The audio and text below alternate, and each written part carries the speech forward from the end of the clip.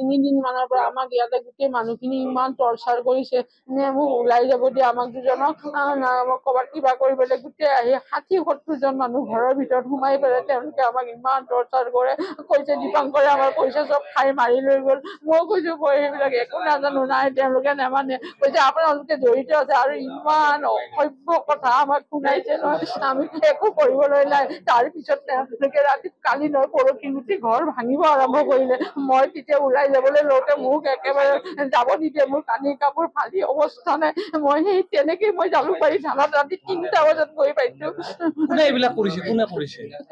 আৰু ইনভেষ্টৰে হ'ব এইবিলাক মইতো চিনি নাপাওঁ নহয় মানুহ ইমান 70-80জন মানুহ যদি ঘৰত থাকে মই কেনেকে চিনি পাম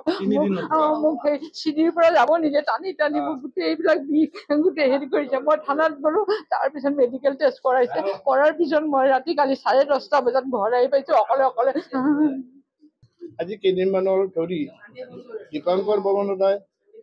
এঞ্জেল ব্ৰকিঙৰ আণ্ডাৰত ডিবি ষ্টক বুলি এটা শ্বেয়াৰ মাৰ্কেটৰ কোম্পানী আছে খ্ৰীষ্টান বস্তি তেওঁ তাৰ অনুৰূপভাৱে হায়দৰাবাদতো আছে তাৰ নলবাৰীত আছে বৰা চাৰ্ভিচত আছে আৰু এইদৰে নলবাৰীতো তাৰ ডিবি ষ্টকৰ এটা অফিচ আছে তাতে কেইবাতো মানুহক জীৱিকা স্থান দি আৰু বহুতো দুখীয়াৰ পৰা ধনী মানুহলৈকে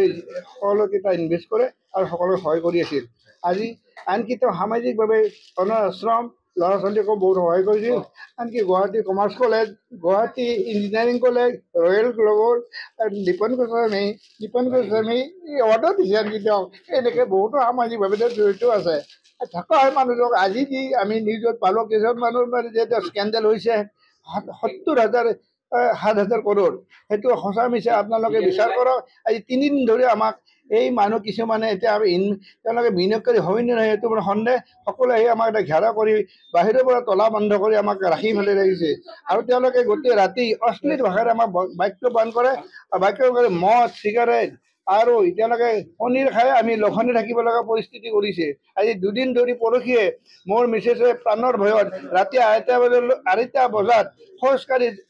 মালিগাঁও পুলিচ ষ্টেচনত গৈ হাজিৰ হয় তেওঁ জালুকবাৰী অৱস্থিত তাত পুলিচত তেওঁ প্ৰটেকশ্যনত থাকে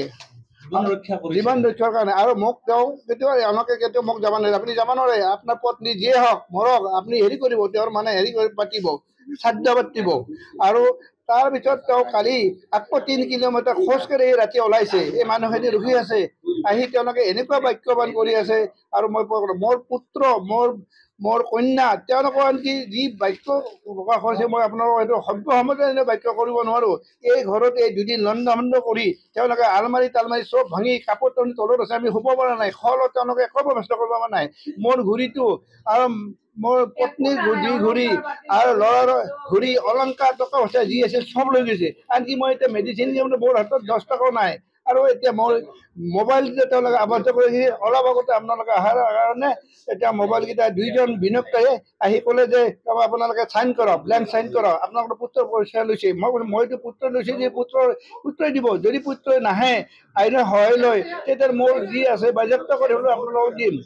তেওঁলোকে তাৰপিছত কিছু আপোনালোকক মিডিয়াই সেৱা কৰিব নোৱাৰে আপোনালোকক পুলিচে সেৱা কৰিব নোৱাৰে পুলিচে কি কৰিব DCB কি কৰিব আমাৰ মানুহ হেমন্ত বিশ্ব শৰ্মাই আপোনাৰ সহায় কৰিব নোৱাৰে জয়ন্তমলৈ কি সহায় কৰিব গাড়ী যদি হাজাৰ যদি ভোট নেদে আৰু তেওঁ এটা উৰি যাব অশোক শৰ্মাই এবাৰ কি ভোট ল'ব গতিকে আপুনি নাভাবিব আপোনালোকে কিবা আছে মই বোলো আমি একো নাই সৰু মানুহ আপোনালোকে আমি সদায় আপোনালোক সহযোগ কৰি আছোঁ আজি ৰাতিপুৱা যেতিয়া তেওঁলোকে ওলাই গ'ল আপোনালোকে কেইবাটাও ইলেক্ট্ৰিক মিডিয়া মাধ্যম আহি মানে আমাক যি সহায় কৰিলে আনকি তেওঁলোকে চাহ বনায় ৰুটি বনায় নিতুমণি বৰা আৰু বিভিন্ন সাংবাদিকসকলে আহি আমাক যি সহায় সহানুভূতি দিছে আমাৰ অন্তত আশা হৈছে আমি জীয়াই থাকিম তেওঁলোকে যদি আমি নাহিলে আমি জীয়াই থকা সম্ভৱ নহ'লে কাৰণ এই ৰূপটোৰ ভিতৰত আমি মৰি যাব ইতিমধ্যে আমাক ইয়াৰ পৰা পেলাই দিবলৈ বিচাৰিছে বলক আপোনালোকক হাতৰ ওপৰত পেলাই দেউতাক মাৰি পেলাওঁ গতিকে আমি এইখিনি পৰিস্থিতি আমি কেনেকৈ জীয়াই থাকোঁ